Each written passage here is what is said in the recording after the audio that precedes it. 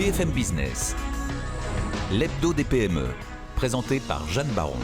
Et les ventes de voitures électriques qui ont progressé de 219% l'été dernier.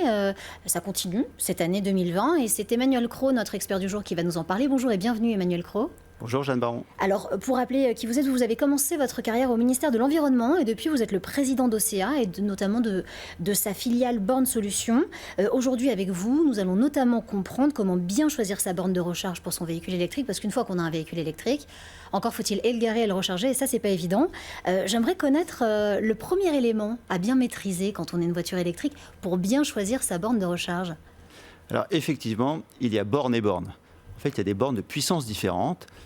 3 types de bornes, 3 kVA, 7 kVA, 22 kVA. Plus c'est puissant, plus on recharge vite. C'est assez simple. D'accord. 3 kVA, alors c'est un peu technique, c'est environ 3000 watts. 1 kVA, c'est 1000 watts. 7 kVA, 7000 watts. Alors pour donner un exemple de comparaison, un four par exemple à la maison, c'est entre 2 et 3000 watts. Donc une borne de 7 kVA, c'est l'équivalent de 3 fours. Une borne de 22 kVA, c'est l'équivalent de 7 fours. Ah, quand même. Donc ça fait quand même pas mal en puissance. Ouais, ça fait donc pas mal il faut bien choisir. D'accord. Effectivement, à ce moment-là, il faut bien choisir. Mais quand on rentre dans le concret, Emmanuel Cros, j'achète ma voiture électrique. D'accord ? On va se donner un exemple. Elle a entre 50 et 500 km d'autonomie. Comment est-ce que je choisis ma borne ? Parce qu'il ne faut vraiment pas se tromper à ce moment-là. Exactement. Alors prenons le cas le plus simple, la fourchette basse, 50 km d'autonomie. Donc c'est classiquement un véhicule hybride rechargeable. Donc là, c'est assez simple. Je peux prendre une petite borne, une 3 ou une 7 kVA, et je vais recharger en quelques heures, typiquement la nuit, quand je laisse ma voiture. Par contre, si j'ai un véhicule plutôt à 300 ou 500 km d'autonomie, il va falloir plus de temps pour recharger. Alors le cas assez classique, c'est que je recharge la nuit. Quand je rentre, je charge ma voiture. À ce moment-là, il va falloir une borne de 7 ou 22. Prenons l'exemple de 7, qui est la borne la plus courante.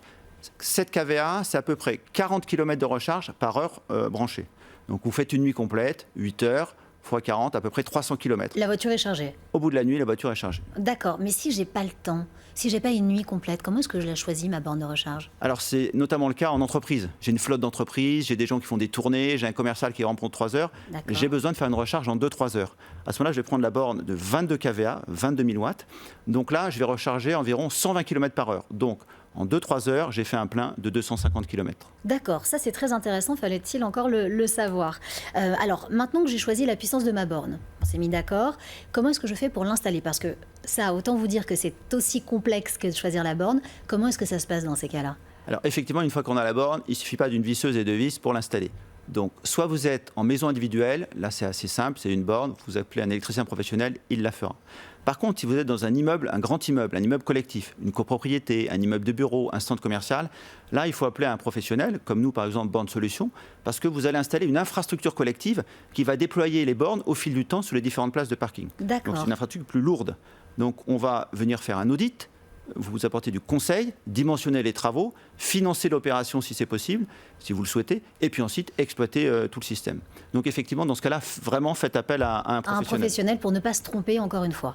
Tout à fait. Donc vous soyez une copropriété, un syndic, un property manager par exemple, ou un propriétaire d'immeuble, un asset manager. D'accord. Il faut faire appel à un professionnel comme ça pour faire une infrastructure collective, effectivement. Alors, cette année, on va quand même rappeler aux téléspectateurs et aux auditeurs, parce qu'on est à la fois et en télé et en radio, que vous avez lancé ce qu'on appelle un observatoire de la recharge, afin de suivre, et je vous cite, les indicateurs clés du marché, les nouvelles tendances, l'impact des évolutions législatives. Tout cela est notamment disponible sur votre site internet. Pourquoi avoir lancé ce grand observatoire de la recharge ? Ça fait partie du futur ?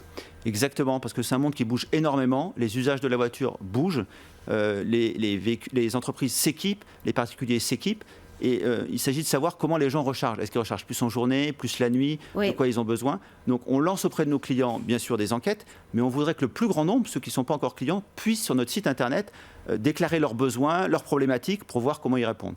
Et donc on a lancé cet observatoire effectivement de la recharge, et on espère 2021 pouvoir vous apporter les résultats de cet observatoire. Eh bien, avec plaisir, Emmanuel Cros. Merci beaucoup, Jeanne. Non, mais vraiment, en tout cas, vous viendrez sur ce plateau pour nous en parler dès que vous aurez les résultats, parce qu'on se demande bien ce que sera la recharge du futur. Alors, la recharge du futur, elle sera forcément électrique. Moi, j'y crois profondément. Hein. Bien sûr, il y aura d'autres modes de véhicules, comme l'hydrogène aussi. C'est l'occasion de regarder un petit peu quel autre type d'énergie peuvent venir demain sur d'autres types d'usages. Et c'est ça qu'on veut détecter et partager ensuite avec vous, avec les utilisateurs et puis avec les professionnels qui fabriquent les véhicules. Et pour un monde toujours plus vert. Merci beaucoup, Emmanuel Cros, d'avoir été notre invité et notre expert du jour. On y voit beaucoup plus clair avec vous. Et je rappelle que vous êtes le président d'OCEA. Ravi de vous avoir reçu. L'hebdo des PME sur BFM Business.